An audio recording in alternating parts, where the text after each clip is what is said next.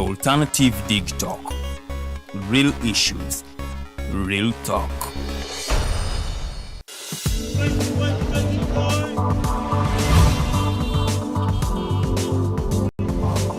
At first, we hit your gadgets with our state-of-the-art digitalized mobile studio with the debate on the road behind the wheels.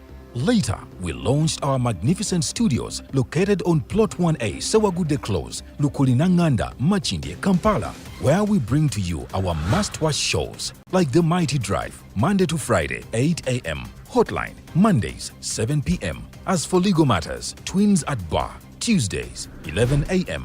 Wednesdays, 6 p.m. is Afro-Caribbean Link, where we connect Africa with the Caribbean.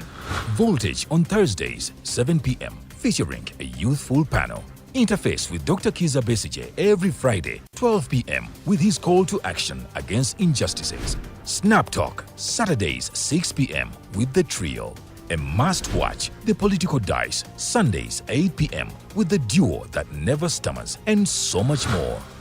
Watch us live on all our social media platforms. We are the Alternative Digitalk. Real issues, real talk.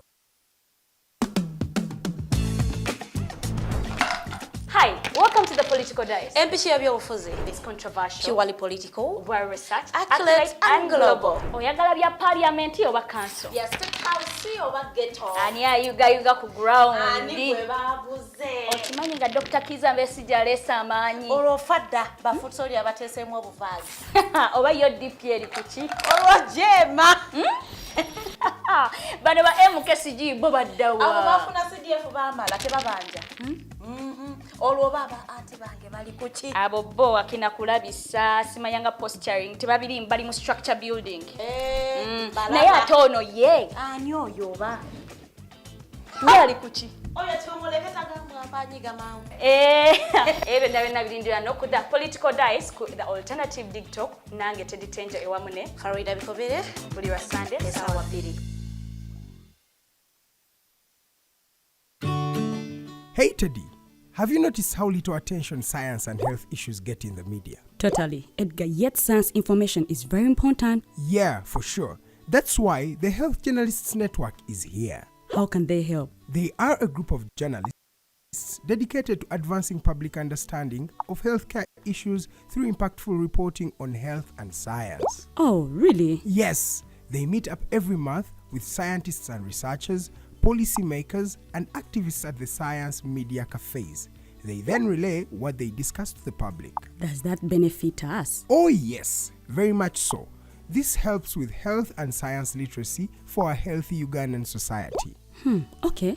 I love getting informed about science and health issues. Health information makes all the difference between life and death. I'll look them up and engage them. That's great. They are based all over the country. Oh, okay. That's interesting, and they should be making real impact. They are empowering health communities through journalism. Journalists can save lives just like doctors.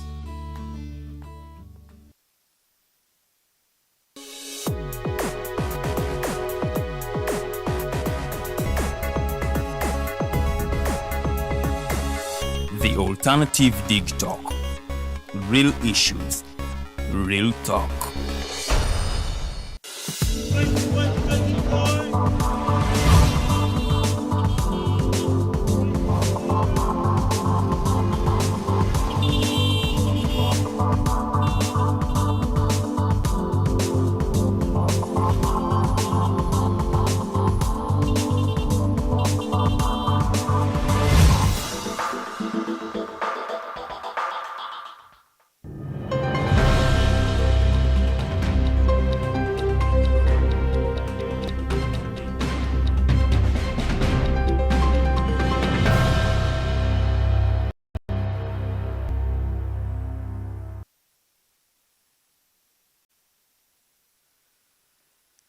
Ennaku z'omwezi ziri 5 omwezi tuli mu gwa Agusto omwaka tuli mu 2020. Program Night Drive tubeerawo everyday man to Friday essaawa zibeera 2 nga batugguse njagala okubategeeza nti we are live on Facebook and YouTube osobola ogendayo n'otunoonyako ku The Alternative Uganda ojja kubanga ate otufuna bulungi nnyo programs zikunyumire tubeerawo wano ne shows ez'enjawulo okutandikira ddala ne Monday ng'era tuba tuyingidde ne Mighty Drive ku ssaawa 2 ate olweggulo ku ssaawa 1 ne tubeerayo ne hotline so nja kubanga mbakubiriza nnyo okulaba nga mu followinga shows zino kubanga ate ziba zeogera ku bintu ebyenjawulo awo no ku lwokubiri ne tuyingirawo ne Mighty Drive ne tambulira ddala paka Friday ate Saturday ne tubeerawo ne Snap Talk ate ku Sunday ne tuwunzika oba ne tuwunzika week ne tuwunzika ne programu yaffe ya Political Dice ku ssaawa 2 ez'ekiro nja bakubiriza nnyo era okubeebaza abalaba Political Dice namwe abatannatwegattako okubategeeza nti Political Dice tubeerawo every Sunday essaawa zibeera 2 nze n'omwana muwala ejo nabukeera nga tobayisaamu ebyabaddewo mu wiiki nga wiiki ewedde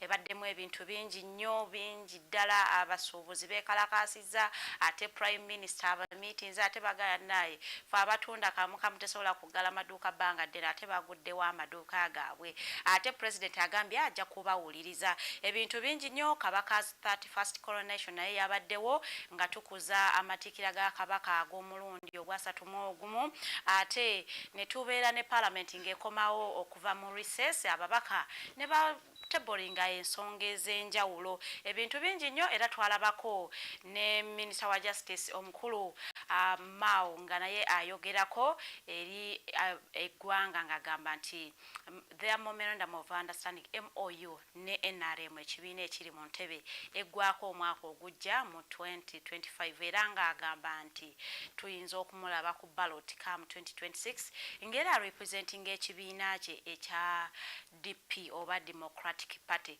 so n'ebyo ebintu byebibaddewo aba members ba FDC Katonga era nabo mu wiiki ewedde bakwatibwa ne basimbibwa mu maaso g'omulamuzi Nakawa ate nno ne basindikibwa eluzira era nga bano basuubira okukomawo omwezi guno gwe tuyingidde ogwa August ennaku z'omwezi nga 13 okulaba nga ate bawenenemba n'omusango gugambibwa bwe bano baagala kulya mu nsi yaabwe omusango gw'obutujju okubanga basalawo ne basala booda ne bagenda e Kenya bano n'okigambibwa nti baali bagenze mu musomo ogw'ebyobufuzi obanga workshop ekwata ku leadership so nno bano gye babajja ne babadeportinga ne babakomyawo wano okwabwobwe ate ne babasimbibwa mu kooti wali Nakawa mu chief magistrate ate abakkiriza kwewozaako yadde okweyogerako olw'ensonga nti kooti ye yali kisobola kubanga ate ewuliriza capital offense eyo gye baali bavunaanibwa ono nno yabasindika eruzira ku alimanda okutuusiza ddala ennaku ezo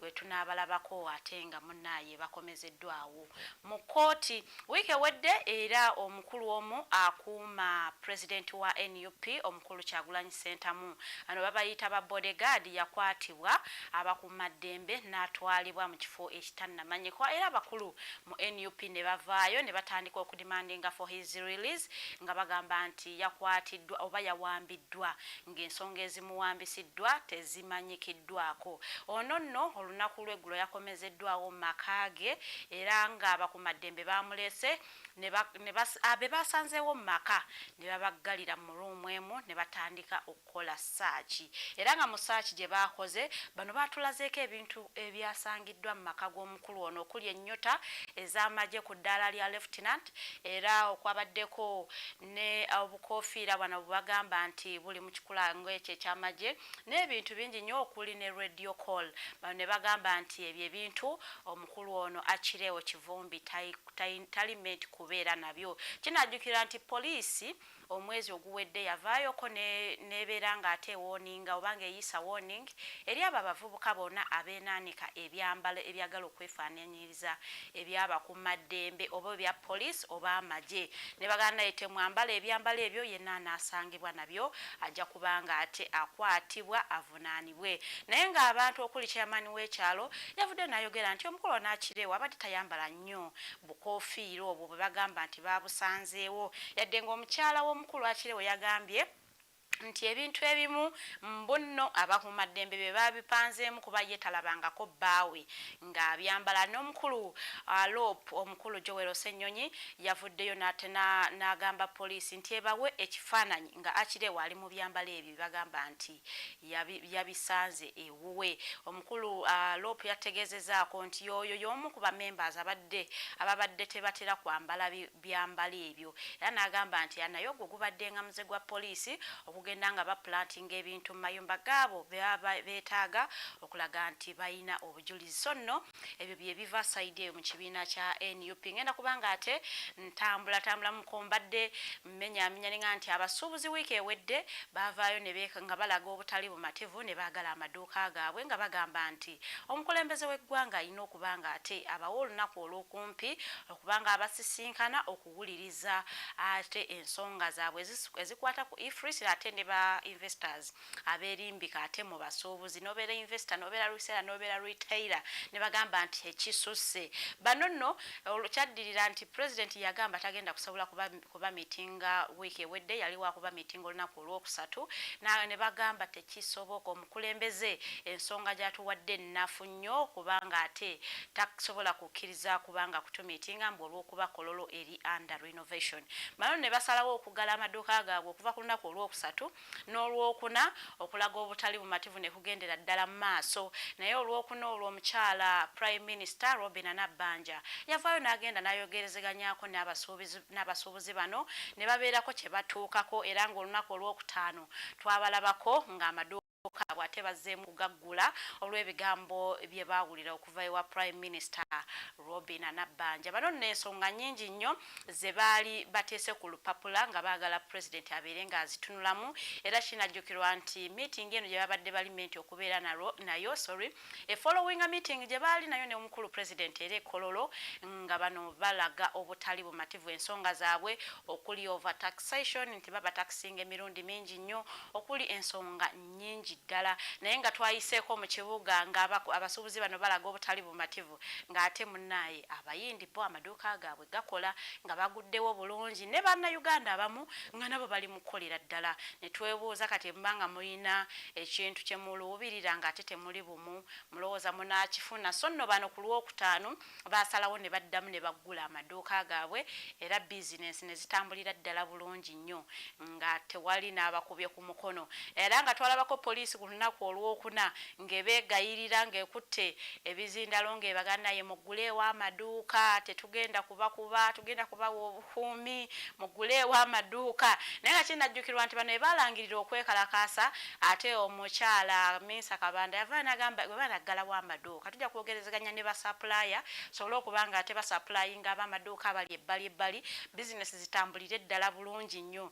Naye baggalawo amaduuka lunaku lumu lwokka ate ne tulaba poliisi ng'ate egenda yegayirira abasuubuzi bano nga gannaye muguleewo amaduuka mukole kye muli mu kukola si kirungi nnyo. Naye nga era agavaako ewa president kigambibwa nti president yagambye agenda kuba nga ate yafuna olunaku olulala lwagenda okuba nga aseetinga okumiitinga abasuubuzi bano baddemu okwogerezeganya ku nsonga bo ze bagamba nti omukulembeze w'eggwanga tazifiiriddeeko ddala, okuli ensonga ya IFRIS ate n'ensonga y'abamusiga nsimbi okuba nga ate nabo bafuna amaduuka ku malls ne batandika okuba nga ate nabo batunda ebintu ate ku bbeeyi ey'owansi ddala, ate ekireetera akatale okuba nga kagwira ddala olw'ensonga nti ye investor oba musiga nsimbi esente oba price gy'abatundirako si yeera nga si yeeba emu nga gwe agenze n'asuubula ate n'oleeta otunde ofuneko 10. So nno byezo ensonga ezikwata ku basuubuzi. Ate poliisi e Masaka nayo yasiibye ng'egumbulula abantu mu lutobazi olw'ekititi wali eri mu Kyanamukaaka. Bamba nti abantu no beesenza mu lutobazi luno mpolampola, era nga kigambibwa nti poliisi yakubayo enkuŋŋaana za mirundi 2 ng'eyogerezeganya n'abantu bano kubanga ate bamuka olutobazi luno olw'ekititi basobole okuba nga ate bataasiriza obutonde. Era nga omukulu wa poliisi sayidi eyo yategeezezaako nti abantu bano bakkiriza okuba nga ate bagenda kuba babawadde emyezi 3 gyokka bamuke olutobazi luno. Naye kigambibwa mbu bwe babaleetera compliance agreement okuba nga basayininga baliningako nti tukkiriza kumala myezi 3 gyokka mu lutobazi luno tulwamuke ate tebaalabikako nti bayita meeting olunaku olwali lukiriziganiddwako ate abantu abeesenze oba abakolera mu lutobazi olwo tebaalabikako ekitegeeza nti kyazingamya emirimu gyabwe. So olunaku lw'eggulo poliisi yabakubyemu omukka ogubalagala okubagumbulula era neyonoona ebirime bye babadde ate bateese mu lutobazi olwo. Abatuuze bo baalaze obutali bumativu ne bagamba nti poliisi yali balinze ne bakungula ebintu byabwe ne balinda mu kusiga ne bagamba nti temuzzaawo naye ne bagamba nti kati abantu be bagobyawo nga babadde bajjaako okulya ate bo bagenda kulagawa kubanga we babadde bajja akamere ate we basuubira n'okubanga bajjawo akasente okulaba nga bakuumira abaana baabwe mu masomero. Naye poliisi yagambye nti olw'ensonga nti bali ku mulamwa gutaasiriza butonde gwe wenna oweesenza mu lutobazi nga poliisi tennakutuukako ndowooza keekadde weesengule nga tebannajja ate kugajambula ne tiyagaasi. Bagambye nti bw'obanga olina ekyapa ku lutobazi weekuŋŋaanya mpolampola osobole okuba nga ate ovaawo. Era kinajjukirwa nti nga omukulembeze ayogerako eri eggwanga naye yatutegeeza nti teri muntu yenna gwe bagenda kuliyirira ssente olw'okuba nti wagula ettaka mu lutobazi. Era ng'ono mu bigambo bye yagamba they are not going to pay anyone for not using their common sense okumanya nti olwo lwali lutobazi oba nti luno lutobazi nneme okugulawo oba nneme okwesenzaawo okuzimbawo ennyumba oba okulimirawo. Era n'atutegeezaako nti entobazi zonna mu Uganda wano ziri demarcated so teriyo abalimba mbu olwo naguze lutobazi oba banguza lutobazi nga simanyi. So n'abakubiriza nnyo okubanga mukola search ku mataka nga temunnagagula okwewala losses ng'ezo kubanga baba tebagenda kubanga ate bakusasula ssente. Nga maliriza ate amyuka speaker wa parliament omukulu Thomas Tayewa naono naye yasumatse okufa mu helicopter crash onono nga babadde bava wali Bushenyi nga badda e Kampala. Kigambibwa nti bano be babadde bakasimbula e Bushenyi ate ennyonyi yaabwe gye babadde batambuliramu batandise okulaba nga ekwata akaliro. Kati nno omugoba waayo kwe kusalawo okubanga ate afuna emergency landing okulaba nga ate ataasa abantu ababadde batambuliramu. Era nga okusinziira ku tweet ey'omubaka omukulu Honorable Thomas Tayewa kigambibwa nti bona ababadde on board teri yakoseddwa oba teri yaluzinze bulamu bona bavuddeyo bulungi nnyo.